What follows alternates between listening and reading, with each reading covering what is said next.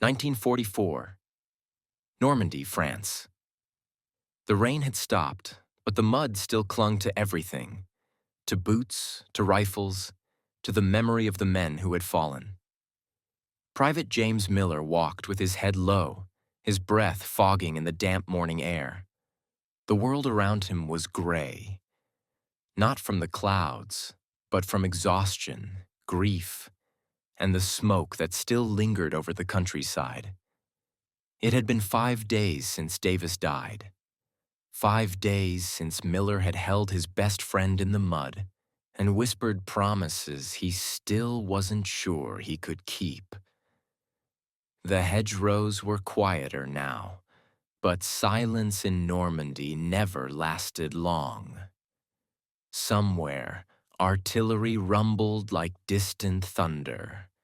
The company advanced slowly through narrow lanes bordered by thick walls of brush. Flies buzzed around still forms left behind from the last skirmish. No one spoke unless they had to. They were ghosts moving through the ruins of paradise, too tired to mourn, too hardened to hope. Miller checked his rifle, wiped the grime from his face, and pressed forward. The air smelled of wet grass, smoke, and death. He thought of Ohio, the fields after a storm, the smell of soil, the hum of cicadas. For a moment, he could almost hear them again.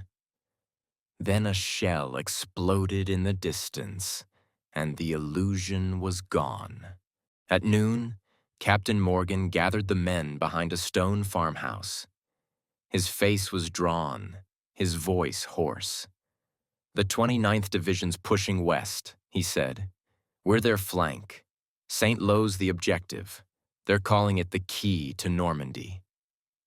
He looked at his men. 23 left from the original platoon. "We move at dawn. Stay sharp. The Crayots know we're coming."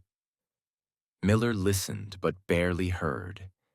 His mind drifted to the faces around him. Young, hollow-eyed soldiers staring into a future they could no longer imagine. Davis would have cracked a joke right about now. Without him, the silence was unbearable. That night, Miller opened his diary under the faint glow of a match. Diary. June 16th, 1944. The air smells of rain and gunpowder. They say St. Lo is ahead. The city of ruins, someone called it. I wonder how much more of this we can take. Every time we move forward, we leave something behind. A friend, a piece of who we were. He closed the notebook, tucking it beneath his jacket.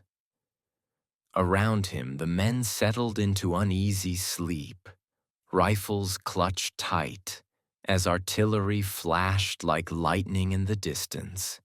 Dawn came cold and misty. The world was painted in shades of gray and green, the fields glistening with dew and blood from the day before. Miller and his squad moved out, boots squelching in the mud. Each man carried 60 pounds of gear and a silence heavier still. They crossed through an apple orchard. The trees were shattered, branches hanging like broken limbs. The sweet scent of rotting fruit mixed with the bitter tang of gunpowder. Ahead, the road curved through the hedgerows. Narrow, enclosed, a perfect kill zone. Suddenly, machine gun fire tore through the mist. The men dove for cover. Bullets sliced leaves overhead.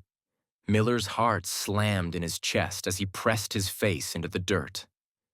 Sergeant Hanley shouted orders. "Flank right! Smoke grenades!" But his voice was half lost in the roar.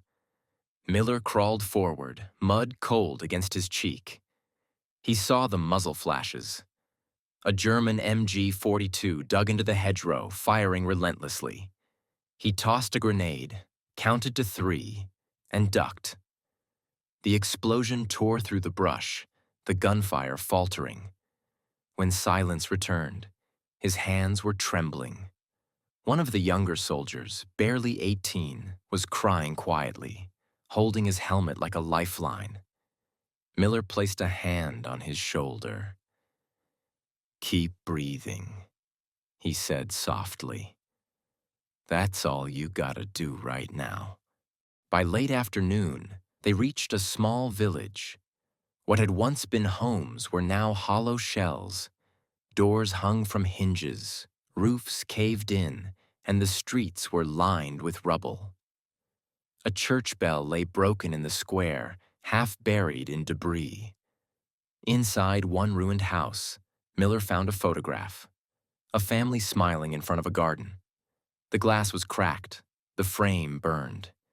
He turned it over and found a child's handwriting. "Poor Papa, 1943. He stood there for a long moment, unable to move. War wasn't just about soldiers and lines on a map. It was about lives erased, stories ended mid-sentence." He set the photo gently on a windowsill before leaving. That night, the platoon took shelter in what remained of a barn. Rain returned, drumming softly against the tin roof. The men spoke in low voices, sharing cigarettes, memories, and silence. Private Harris muttered, "You think the people who lived here made it out?" Miller didn't answer. Some questions didn't deserve lies. The next morning, as they crossed a field thick with tall wheat, a sniper's shot cracked through the air. The bullet missed Miller by inches, tearing through his sleeve. The squad dropped instantly, scanning the tree line. "Top of the ridge!" someone shouted. A second shot followed, grazing a man's helmet. Miller crawled forward, pressing himself into the earth. The sniper's nest was cunningly hidden, nearly invisible amid the green. Hanley ordered suppression fire. Miller flanked left, circling wide through a ditch. His pulse thundered in his ears as he crept closer. Then he saw him. A young German, maybe 17, trembling behind his scope. Miller raised his rifle, but hesitated. The boy couldn't have been older than Davis when he enlisted. The German turned, eyes wide, terrified. For a second, both froze. Two boys caught in the machinery of war. Then the German reached for his weapon. Miller fired. He stood there afterward, staring at the still figure. The wheat swayed gently around him, indifferent. He whispered, "God forgive us both," and rejoined his unit. That night, Miller couldn't sleep. The memory of the sniper's face haunted him. He had survived the beach, the hedgerows, and now this. But each victory felt smaller, emptier. He took out his diary. Diary, June 18th, 1944. "I killed a boy today. Not a soldier, a boy. He had my face, my fear. Maybe he wrote letters home too. Maybe someone's waiting for him. I wonder if they'll ever know how it happened. Maybe it's better if they don't." The page blurred as rain leaked through the roof and onto his hands. He didn't bother wiping it away. Some stains weren't meant to fade. On the morning of June 20th, the unit crested a hill. The air was heavy with the scent of burning oil and wet earth. In the distance, smoke rose, thick black columns twisting into the gray sky. "St. Lo," Captain Morgan said quietly. The city was burning. Even from miles away, Miller could see the orange flicker of flames devouring rooftops, the dark spires of the cathedral crumbling under bombardment. The city of ruins. They were right. The men stood in silence, watching. No one cheered. No one smiled. Victory felt hollow when it looked like this. Miller whispered, We're fighting ghosts. Over the next 2 days, they moved closer to the city. Resistance stiffened. Mortars rained down from hidden positions. Roads were littered with wrecked vehicles and the bodies of both sides. Civilians huddled in cellars, their faces pale with fear and hunger. In one half-destroyed farmhouse, an old woman offered them water. Miller tried to thank her in broken French, but she just nodded, eyes empty.